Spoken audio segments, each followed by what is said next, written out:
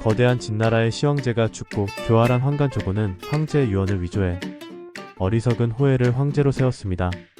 나는 세상의 모든 즐거움을 다 누릴 거야. 왕이 된 건 바로 이런 이유 때문이잖아. 호해는 너무나 어리석고 단순한 사람이었고 조고는 그를 교묘히 조종하며 권력을 쥐었습니다. 어느 날 조고는 사슴을 끌고 와 호해에게 말했죠. 폐하, 여기 제가 바치는 훌륭한 말입니다. 받아주십시오. 호해가 웃으며 이건 사슴이 아닌가? 라고 묻자 일부 신하들은 두려움에 떨며 조고가 가져온 것이 말이라고 말했습니다. 그러나 그 동물이 사슴이라고 사실대로 말한 신하들은 이후 하나둘 사라졌어요. 조고가 자신에게 반하는 이들을 모두 처단했던 것입니다. 여기서 유래된 사자성어가 지록이마입니다. 지록, 사슴을 가리키다, 위마, 말이라고 하다. 지록이마는 사슴을 가리켜 말이라고 한다는 뜻으로 윗사람에게 거짓을 진실로 믿게 하여 권세를 마음대로 누리는 행태에서 비롯된 말이죠. 하지만 이후엔 어떻게 되었을까요? 조고의 행태에 백성들은 크게 분노했고 결국 나라 곳곳에서 반란의 불씨가 피어올랐습니다. 이후 항우와 유방이라는 두 용맹한 장수가 군사를 이끌고 진나라를 공격하자 위기감을 느낀 조고는 황제 호해를 몰아내고 자영이라는 새로운 황제를 세웠죠. 그리고 결국 조고의 교활한 삶은 새로운 황제 자영에 의해 끝을 맞이했답니다. 진나라의 몰락을 가져온 교훈적인 이야기처럼 진실이 왜곡될 때 세상은 혼란에 빠질 수 있음을 항상 기억해야 합니다. 지록이마, 가리킬지, 사슴록, 할위, 말마, 윗사람을 농락하여 권세를 마음대로 함. 지록이마.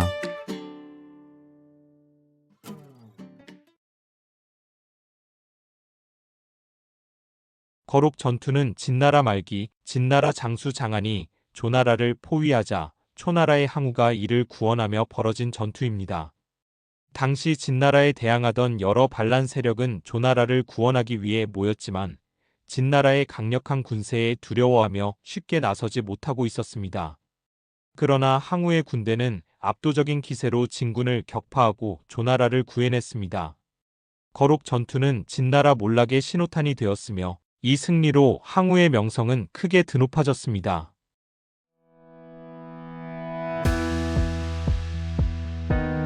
항우는 직접 초나라의 군대를 이끌고 강력한 진나라 군대와의 전쟁에 나섰어요.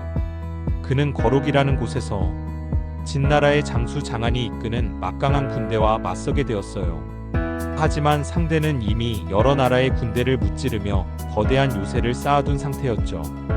병사들은 전투를 위해 설레기도 하고 두렵기도 한 마음으로 강을 건넜습니다.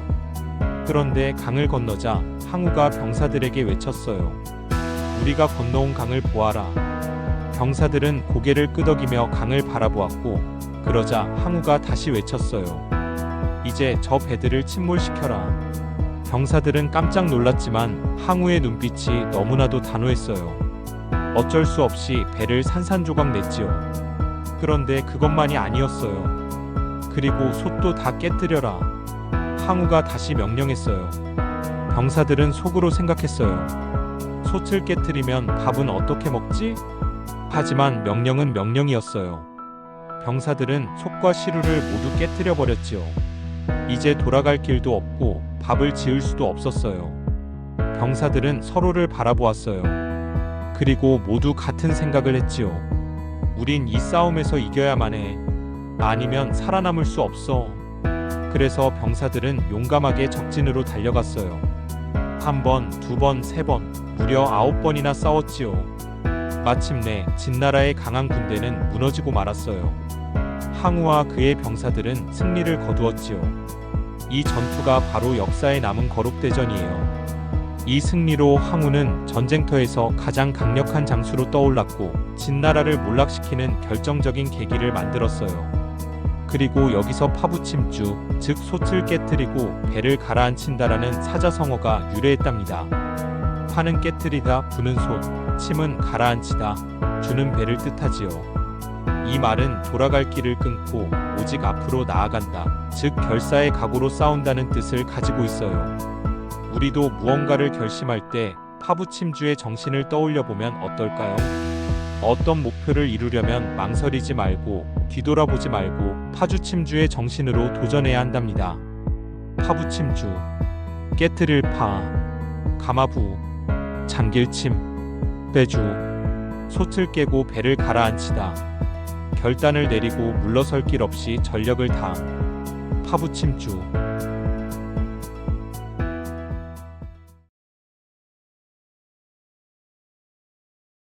기원전 206년 유방은 항우보다 먼저 진나라의 수도인 함양에 입성했습니다.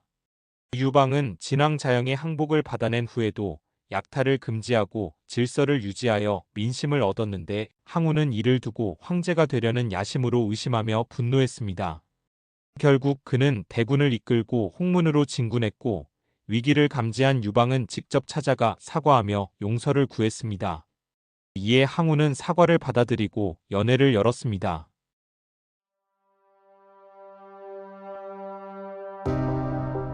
유방은 아주 큰 꿈을 품고 있던 장수였습니다. 그의 꿈은 바로 천하를 다스리는 것이었죠. 하지만 그 길은 결코 쉽지 않았답니다. 세상을 지배하려는 또 다른 강한 장수, 항우가 있었기 때문이에요. 항우는 엄청나게 큰 군사를 가지고 있었고 유방보다 훨씬 강해 보였어요. 어느 날 유방이 진의 수도 함양을 점령하여 왕이 되려 한다는 소식을 들은 항우는 무려 40만 명의 군사를 이끌고 유방이 있던 곳 홍문으로 다 진을 쳤어요. 항우의 지혜로운 참모 범증이 항우에게 말했습니다. 유방은 우리에게 큰 위협이 될 것입니다. 유방을 없애야만 합니다. 범증의 말에 항우는 유방을 죽이기로 마음먹었죠. 하지만 항우의 숙부인 항백이 유방에게 경고를 보냈어요. 유방은 항우를 찾아가 그에게 사죄하며 자신의 충심을 보여주었답니다. 이에 항우는 큰 잔치를 베풀었고 그들은 함께 연회를 즐겼어요. 하지만 범증은 여전히 유방을 제거해야 한다고 생각했어요. 그는 항우의 사촌 항장을 불러 유방을 죽일 계략을 꾸몄죠.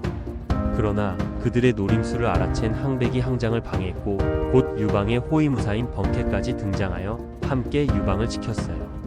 결국 범증과 항장은 유방을 죽이는데 실패했답니다. 그리고 유방은 곧 화장실에 가는 척하며 그 자리에서 도망쳐 결국 살아남았습니다. 항우와 유방의 이야기에서 유래된 말이 바로 홍문지연이에요. 홍문에서 열린 잔치라는 뜻으로 겉과 속이 다른 상황을 가리키는 말입니다. 홍문에서의 잔치도 진정성과 신뢰보다는 권력과 이익을 위한 치열한 각축의 장이었죠. 이 이야기는 겉으로 보이는 것에 속지 않고 그 이면을 파악하는 지혜의 중요성을 상기시켜줍니다. 또 한편으로는 기회가 왔을 때 그 기회를 놓치지 않는 것이 얼마나 중요한지를 알려주는 이야기이기도 해요. 홍문의 잔치에서 유방은 살아남았고 항우는 유방을 죽일 기회를 놓쳤죠. 이때부터 유방은 점차 더 강해졌고 결국 해하 전투에서 항우를 물리치게 되었습니다. 항우는 결국 자결하게 되고 유방은 한나라의 황제가 되죠. 겉과 속을 꿰뚫는 지혜와 주어진 기회를 놓치지 않는 용기가 결국 운명을 바꾸는 것입니다. 홍문지연, 큰 기러기 홍, 문문, 갈지, 잔치연. 홍문에서 열린 잔치. 겉과 속이 다른 정치적 단판 혹은 화려하지만 겉과 속이 다른 상황. 홍문지연.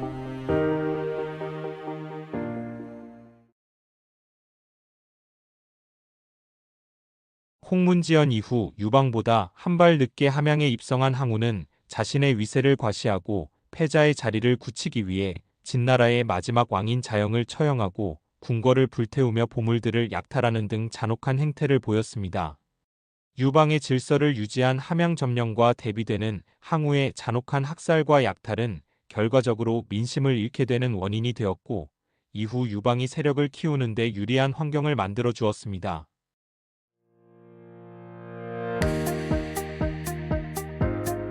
항우는 천하를 호령하는 야심을 품고 수많은 전투를 승리로 이끈 힘센 장수였어요. 그리고 마침내 웅장한 궁정과 값비싼 보물로 가득한 도시 함양을 정복하게 되었어요.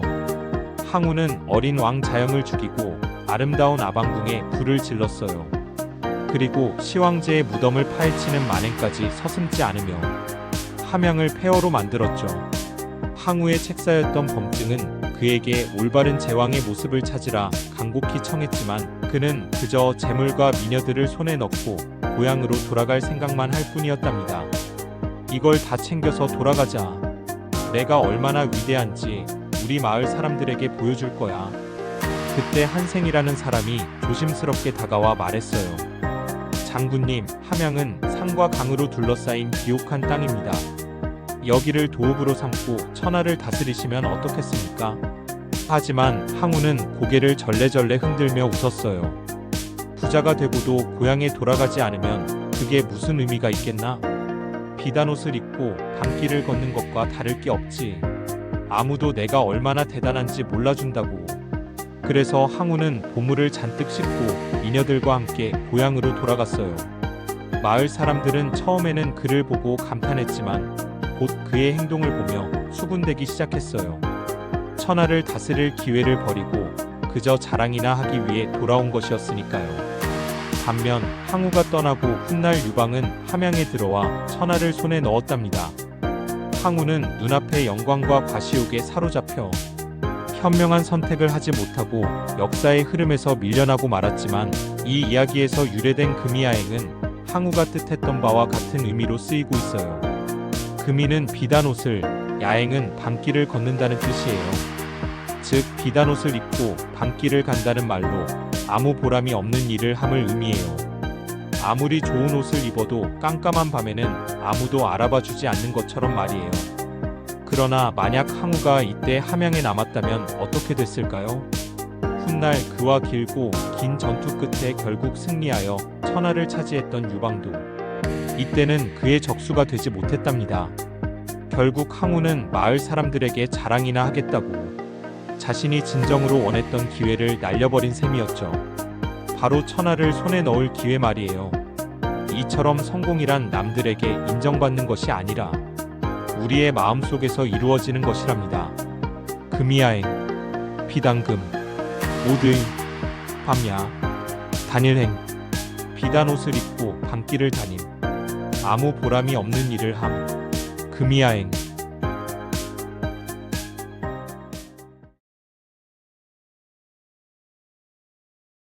항우와 유방은 한때 홍구의 맹약을 통해 통치 구역을 나누고 휴전하기로 합의했지만 유방은 약속을 깨고 한신, 팽월 등과 함께 항우를 다시 공격했습니다.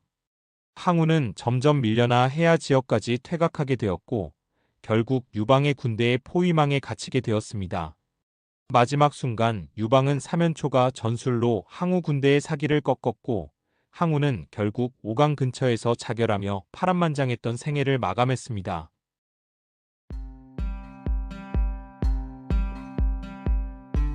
한나라의 항우와 초나라의 유방, 두 용맹한 장수가 강 하나를 두고 마주보고 있었어요. 두 사람은 세상의 주인이 되기 위해 오랫동안 싸웠지만 마침내 지쳐버렸답니다. 좋아, 이 강을 기준으로 나라를 나누자. 항우가 말했어요. 나는 동쪽을, 너는 서쪽을 가져라. 유방도 고개를 끄덕였어요. 그렇게 싸움은 끝나는 듯 했어요. 하지만 유방의 지혜로운 신하 장량과 진평이 속삭였어요. 지금이 기회입니다. 한 번만 더 싸운다면 모든 것을 가질 수 있습니다. 유방은 깊이 생각했어요. 지금 공격하면 모든 걸 가질 수도 있지만 실패하면 모든 걸 잃을 수도 있어. 하지만 결국 유방은 병사들을 이끌고 초나라를 향해 돌진했어요.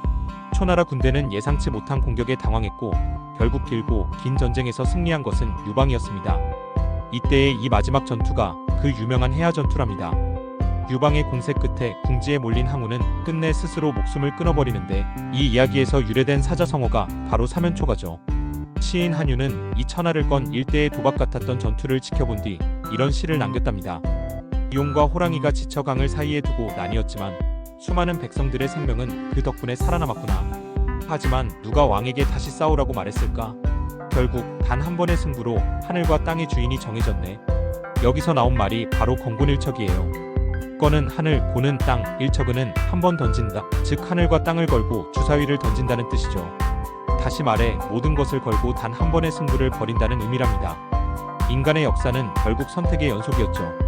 안정을 택할 것인가, 모험을 할 것인가, 지금 만족할 것인가, 더 큰 것을 위해 도전할 것인가. 유방은 홍구에서 멈출 수도 있었지만 한 걸음 더 나아갔고 그 한 걸음이 역사를 바꿨죠.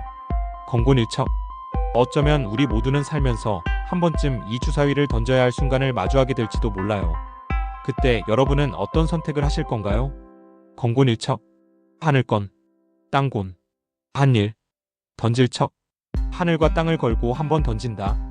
운명을 걸고 단 한 번의 승부를 벌임. 건곤일척.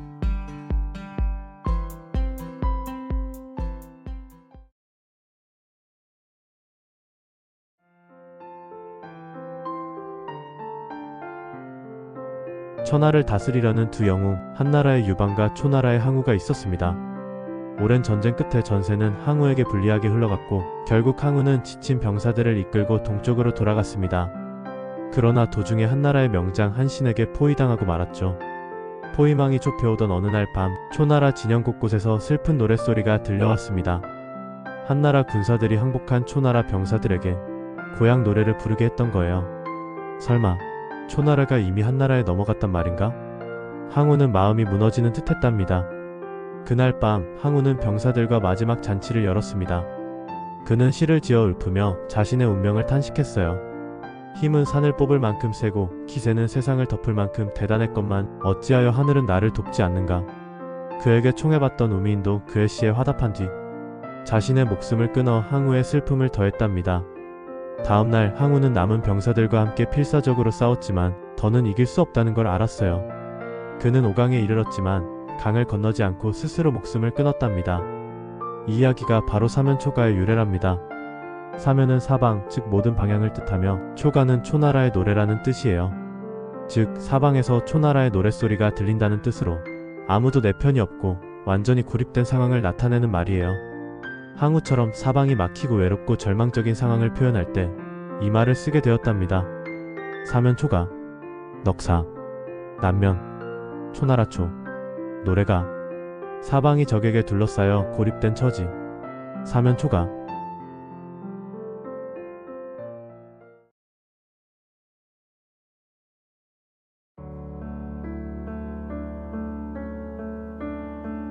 길고 길었던 전쟁 끝에 항우와 유방의 마지막 전투 때 있었던 일입니다. 항우는 많은 전투에서 이겼지만 결국 천하를 손에 거머쥘 운명은 그의 것이 아니었어요. 유방의 휘하에 있던 한나라의 명장 한신에게 포위당해 궁지에 몰리고 있던 어느 날 밤 그는 사방에서 들려오던 초나라의 노랫소리에 그만 마음이 꺾이고 말았답니다. 한나라 군사들이 항복한 초나라 병사들에게 고향 노래를 부르게 했던 것인데 항우는 초나라가 이미 한나라에 넘어간 것이라 생각하고 크게 낙담했던 것이죠. 그래도 그는 항복하지 않았어요. 자신의 군사들과 끝까지 버티며 필사적으로 싸웠죠. 하지만 한나라 군대에 밀리고 밀려 결국 오강이라는 강가에 다다르게 되었답니다.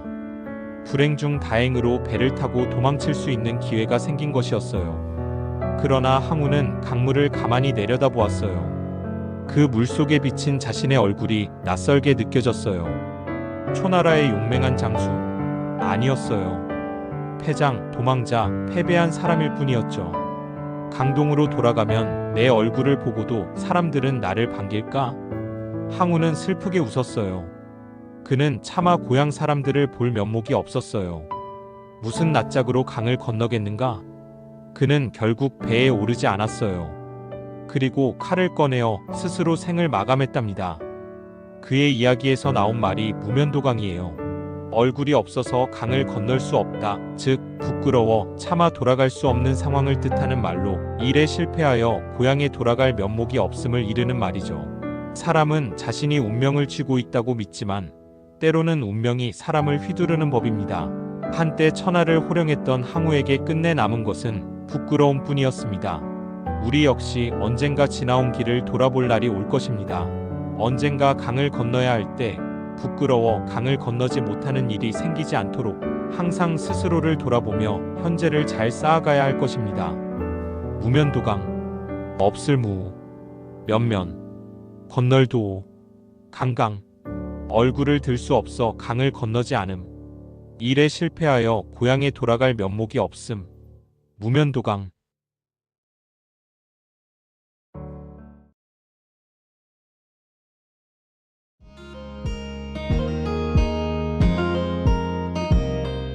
당나라의 시인 두목이 어느 날 전설적인 장수 항우가 마지막을 맞이했던 오강의 작은 여관에 머물게 되었어요. 항우는 한때 천하를 호령했지만 결국 패배하고 스스로 목숨을 끊었죠. 두목은 그를 떠올리며 못을 들어 시 한 편을 썼어요. 전쟁의 승패는 누구도 미리 알 수 없는 일이니 때로는 부끄러움을 참고 묵묵히 견디는 것이야말로 진짜 강한 마음일 것이다. 강동에는 재능 있는 인재들이 많은데 그들 중에도 흙먼지를 날리며 다시 달리는 법을 아는 자는 많지 않구나. 권토중래는 이 시에서 탄생한 말로 흙을 말아 일으킬 것 같은 기세로 다시 온다는 말이에요. 권토는 흙을 휘말다, 중래는 다시 오다를 뜻해요. 뛰어난 능력을 가진 사람이라도 실패와 좌절을 딛고 일어설 용기가 없으면 그 재능이 빛을 발할 수 없음을 의미하죠. 병아리가 될 기회를 빼앗기고 알로 깨져버릴 운명 속에서도 따뜻한 밥 위에 행복한 후라이를 꿈꾸는 계란처럼 자신에게 주어지는 환경에 굴복하거나 역경에 쓰러지지 않고 다시 새로운 길을 찾는 용기와 결단력을 키운다면 언젠가는 반드시 다시 성공으로 향하는 길을 달리게 될 것입니다. 지난 실패의 땅에 흙먼지를 일으키며 아주 거센 기세로 말이죠. 권토중래. 어떤 일에 실패한 뒤 힘을 쌓아 다시 그 일에 착수함. 거둘권. 흑토. 무거울 중. 몰래. 권토중래.